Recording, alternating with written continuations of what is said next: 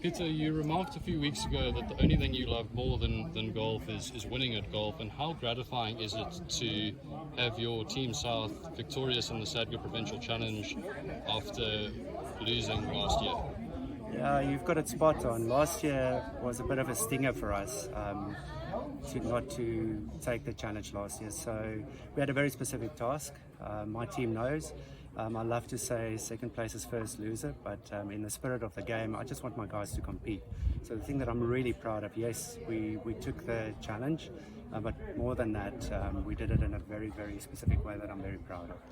And what are your thoughts on the change of format for this year and just any general comments?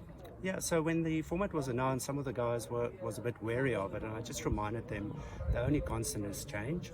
I think it sweetened it up for some of the higher handicappers to be part of this challenge as well, and it worked out well.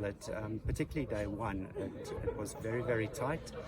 Day two, yes, we came out of the blocks hot, which made it probably a bit easier for us to round it off in the final day. How do you keep your team motivated with such a big lead after day two? What is the key to that? Well, it's funny you should say that. I mean, I remind them of last year where on the final day we were in a very similar position to what Team North was in this challenge, and we came back and we won the last day and only just lost in the end.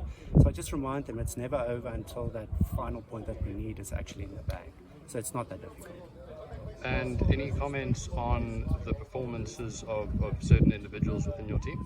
Well, what I love with this format is every single year we've got some great examples how we get individuals from first swing program come through.